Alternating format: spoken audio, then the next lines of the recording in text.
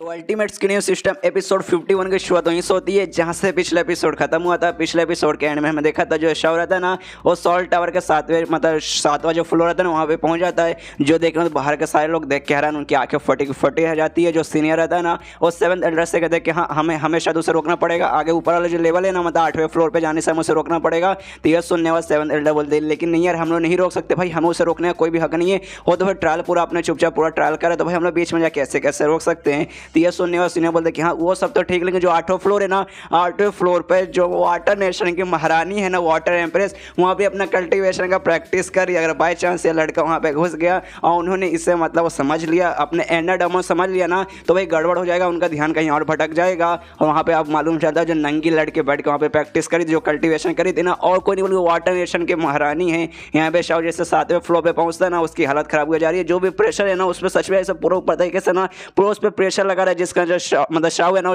सही से खड़ा भी नहीं हो पा रहा है, जमीन पे ऐसा लेटा पूरा पावर लगा रहा है कि हाँ भाई खड़ा हो जा। अपना खड़ा नहीं कर रहा भाई, खुद खड़ा हो रहा है लेकिन वह नहीं हो पाता। तभी सिस्टम में से आवाज आता है कि हाँ आपने 1 घंटा बिता लिया, मतलब 1 घंटा इशू वहाँ पे बिता लेता है। और 1 घंटा बिताने के बाद ना उसका जो 50% है ना पावर बढ़ जाता है, उसका पावर उसका जो सॉल स्ट्रेंथ है ना भाई आत्मा का पावर वो बढ़ जाता है। क्योंकि हमने पिछले चैप्टर में देखा था वो जो जगह था ना भाई आत्मा का पावर बढ़ाने के लिए सबसे बेस्ट जगह है। वहाँ पे 1 घंटा रुकने के बाद ना किसी भी बंदे का आराम से सॉल का जो स्ट्रेंथ है ना आत्मा का पावर वो पक्का बढ़ जाएगा। और 1 घंटा यहाँ पे शॉर रुक गया था जिसका उसका पावर वगैरह बढ़ता है, जिसके बाद से ना यहाँ पे उसे आराम मिलता है, काफ़ी ज़्यादा आराम मिलता है। अब इस पे जो भी प्रेशर वगैरह था ना वो हमला नहीं करता, मतलब आराम से ना अभी चल भी पा रहा है और आराम से वहाँ से हिल भी पा रहा है। तो देखते हैं कि हाँ भाई जो भी प्रेशर मुझ पर डाल रहा था ना, जो कि असल में ना यहाँ पे ना ऐसे बादल वगैरह मौजूद है, यहाँ पे मतलब ऐसा धुआं जैसा कुछ है जो कि असल में हमें प्रेशर डालता है। लेकिन जैसे मेरा 50% आत्मा का पावर बढ़ा, ये सब मुझसे दूर हो गए। मतलब मैं गारंटी के साथ बोल सकता हूँ कि हाँ भाई कोई भी मुझ पर वैसा अटैक वगैरह करने वाला नहीं है। तो भाई मैं आगे जा सकता हूँ। जाने के बाद भाई मतलब मैं जो 8वां फ्लोर है ना 8वें फ्लोर पर ही बड़े आराम से मैं पहुंच सकता हूं। और इसकी वजह शाव ने पूरे एटीट्यूड से पूरा एकदम कॉन्फिडेंट होकर निकल जाता कि चलो भाई 8वां फ्लोर अब मैं आ रहा हूं, अब तो भाई सारे फ्लोर पे मैं आराम से चल जाऊंगा। और जैसे ही लेकिन जो सीढ़ी पे जाने की कोशिश करता ना, सीढ़ी पे ना कोई स्पेल लगा था, कोई प्रोटेक्शन का लेयर लगा था, और जैसे उससे टकराता ना ढाम करके ऐसे पीछे टकराता है, मतलब पीछे जैसे उससे टकरा कर भाई पीछे से ढकला जाता है। तो पीछे आने के बाद ये भी देखता है सारे ये क्या था भाई, जैसे मतलब सामने क्या था भाई, मैं कुछ चीज़ से टकरा के ना भाई मेरा हालत ऐसा खराब हो गया, इसलिए पास में जाता है और चेक कर देता। मालूम चलता कि हाँ भाई एक टाइप का यहाँ पे स्पेल लगा हुआ है, मतलब भाई एक ऐसा मतलब गेट ऐसा कुछ लगा हुआ है मुझे रोकने के लिए, ऊपर जाने के लिए भाई रोकने के लिए लगा हुआ है, जिसके बाद से इसका दिमाग खराब कि साला यहाँ पे ये स्पेल ये लगाना जरूर है यार। अब मैं क्या करूँ भाई, इसको यार मुझे खत्म करना पड़ेगा। तब ये नोटिस करता है अपने हाथ से उसे पुश करने की कोशिश करता है। तब देखते हैं कि हाँ भाई इस पर मैं जितना पावर से हमला करूँगा, जितना ज़्यादा मैं इस पर पुश करूँगा ना, ये इतने ऊपर से मतलब उतने पावर के साथ है ना भाई मुझ पर ये हमला करेगा। मतलब इस पर भाई न्यूटन का थर्ड लॉ आजमा रहा है, मतलब न्यूटन का थर्ड लॉ इस पर काम आ रहा है। तो भाई मैं क्या करूँ भाई, क्या करूँ इसको भाई ऐसा तोड़ के भाई कैसे निकलूँ। तभी उसके दिमाग में एक आइडिया आता है और अपने हाथ में ना कुछ ऐसा एक एनर्जी लाता है जिसके जरिए ना उससे वो हमला करता है, उसको मतलब ऐसे आगे ऐसा करने की कोशिश करता है। तब सामने से इस बार है ना स्पेल इस पर हमला नहीं करता और कहता है कि हाँ भी मैं समझ गया था, ये बंदे के बॉडी पे हमला नहीं करता, ये बंदे की आत्मा पे हमला करता है, उसका जो आत्मा का पावर है ना उस पर हमला करता है। और जैसे मैंने हाथ पे अपना ये प्रोटेक्शन लगाया था ना, जो मैं एनर्जी से जो मैंने बनाया ना, इसके जरिए जो है ना ये जो स्पेल है ना भाई ये मेरे बॉडी को छू नहीं पाता है, ये खाली उसी एनर्जी को छू पाता है जिसका भाई ये मुझ पर सामने से हमला नहीं करे।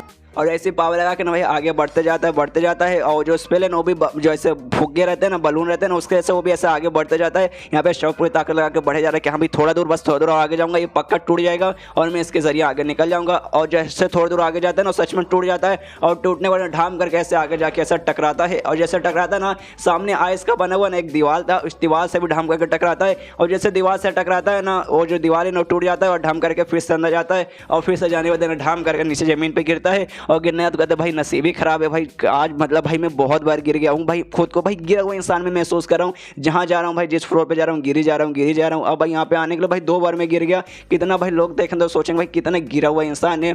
और तभी है ना उसकी मतलब ऐसे आँख आगे करके देखते तब देखते आगे और कोई नहीं बल्कि वही नंगी लड़की वाटर नेशन जो एम्प्रेस है, वाटर नेशन की महारानी, वो बैठ के अपना कल्टीवेशन का प्रैक्टिस कर रही है। लेकिन वो जो लड़की थी ना वो सच में बहुत ही ज़्यादा सुंदर थी, जिससे देखते ही ना शौक के दिल में कुछ होने लगता है और सोचता भाई ये लड़की कौन है भाई, अति सुंदर लड़की भाई मेरे सामने भाई ऐसे नंगी बैठी हुई है। इतनी सुंदर लड़की लिटरली इस दुनिया में आने के बाद मैंने कहीं भी नहीं देखा। मैंने जितनी भी लड़कियों को देखा ना इस दुनिया में भाई वो सबके सामने भाई ये तो भाई अलग लेवल पे, वो सारी लड़कियां भाई इसके सामने एकदम फीकी है। यहाँ पे वो जो लड़की है ना मतलब वो जो वाटर एम्प्रेस है भाई उसकी भी आँख खुलती है, वो भी ऐसे अपने आँख खोल कर शौक को भी देखती है। यहाँ पे शौक के दिल में कुछ होने लगता है कि हाँ भाई ये लड़की कमाल की लड़की भाई, ऐसी लड़की को तो भाई अपन को तलाश था भाई, एकदम जैसे मैंने सोच के रखा था ना जैसी लड़की मुझे चाहिए सेम भाई ये वैसी लड़की है।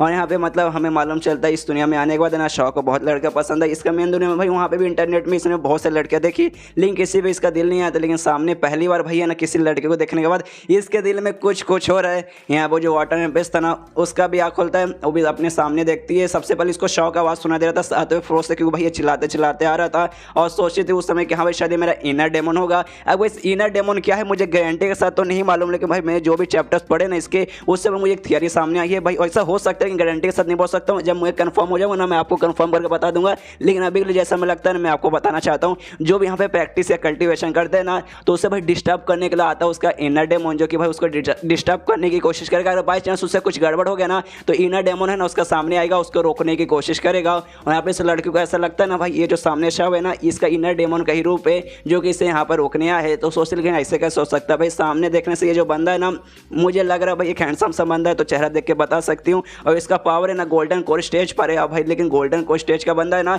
ये भाई 8वें फ्लोर पे वो आ ही नहीं सकता भाई। गोल्डन कोर वाले बंदे का भाई लगभग नामुमकिन नहीं है, इसलिए भाई ये बंदा पक्का जो मेरा इनर डेमन है ना ये उसी का रूप है। लेकिन मुझसे ऐसा क्या गड़बड़ हो गया भाई, मेरा इनर डेमन भाई आ रहा है भाई मुझे रोकने के लिए, और उसके दिमाग में पूरा सोचने लगता है कि हाँ भाई मैं महीनों से ना यहाँ पे ऐसे अकेले होकर अपना कल्टिवेशन का पूरा प्रैक्टिस करी हूँ, ताकि भाई जो मतलब मेरा स्पिरिचुअल पानी की जो स्पिरिचुअल एनर्जी है ना उसका अच्छे से मतलब यूज़ कर पाऊँ। और भाई जो मेरा पुनर्जन्म वगैरह है ना उसके बारे में भाई मुझे कुछ जानना है, मतलब भाई ये कुछ ऐसा पुनर्जन्म से इसका रिलेटेड कोई कांड है और क्या है हमें आगे के चैप्टर्स में अच्छे से क्लियर मालूम चलेगा। अभी के लिए भाई बस इतना ही बताया गया है। कुछ पुनर्जन्म से रिलेटेड के लिए ना भाई आराम से प्रैक्टिस करिए, जिसके लिए भाई इसको सब जगह से ना भाई अलग होना पड़ेगा, और कोई भी चीज़ है ना भाई इसके पास नहीं होना चाहिए था, जिसका भाई इसने कपड़े भी नहीं पहने थे। हाँ भाई मैंने कहा था हाँ भाई राइटर ने इसे नंगा क्यों किया, तो भाई मुझे इसका जवाब चाहिए था, और राइटर ने जवाब भी दिया कि हाँ भाई कल्टिवेशन के लिए भाई कपड़े वगैरह भी मतलब कोई भी ऑब्जेक्ट है ना इसके पास नहीं होना चाहिए। लेकिन भाई कितना फालतू रीज़न, मतलब लिटरली कितना फालतू रीज़न है भाई। बहुत सारे ऐसे मतलब कल्टिवेशन वगैरह में मांगा पड़े, लेकिन उसमें आज तक भाई नंगा हुआ कोई भी प्रैक्टिस नहीं करता। लेकिन ये भाई ये सब फालतू सा रीज़न कि हाँ भाई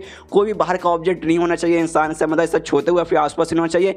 लेकिन भाई क्यों नहीं होना चाहिए, तो छोड़िएगा ये सब सवाल पूछने के बाद मुझे भी जवाब नहीं मिलेगा, और इसके दिमाग में यही रहता है कि हाँ भाई मैंने मतलब हम कपड़े वगैरह भी नहीं पहने क्योंकि भाई सारी चीज़ों से दूर रहना है। और साथ ही में आज से पहले भाई मैंने किसी को भी अपना पूरा शरीर ना ऐसा मतलब पूरा शरीर बिना कपड़ों के आज से पहले किसी को भी नहीं दिखाया है। तो भाई मुझे लगता है ना भाई यही मेरा वीकनेस हो जाता है। शायद ना मैं डरती हूँ किसी भी ऐसा आदमी का ना सामना करने से, मतलब नंगे रह के सामना करने से मैं डरती हूँ, इसलिए भाई शायद जो मेरा जो इनर डेमन है ना वो आके भाई मुझे ऐसा परेशान करेगा, मुझे रोकने की कोशिश करेगा। और भाई यहाँ पे सच में कितना फालतू रीज़न दिया गया है कि हाँ भाई कोई भाई लड़की क्यों, भाई कोई भी लड़का या फिर कोई भी इंसान रहेगा सामने भाई अपने दुश्मन के सामने नंगा होकर क्यों लड़ेगा भाई। कैसा बीच में राइटर लिख देता ना कि भाई मेरा भी दिमाग खराब होता है। यहाँ पे ये समझ आते कि हाँ भाई ये जो भी है ना सामने बंदा वो मेरे इनर डेमन का एक रूप है, और ये गोल्डन कोर का बंदा है जिसका भाई मैं मतलब मुझे मालूम चल चुका है इनर डेमन है। अगर भाई मुझे मालूम नहीं चला तो भाई मुझे परेशान कर लेता और भाई मेरा ध्यान भटक जाता, और जो भी मैं प्रैक्टिस करूँ भाई उससे ध्यान हटक जाता, तो भाई एकदम मतलब जो भी मैंने मेहनत किया था ना सब पानी में चल जाता है। लेकिन अब मालूम चल चुका कि हाँ भाई मेरा इनर डेमन है, तो भाई इसके मतलब मैं जाल में आने वाली नहीं हूँ।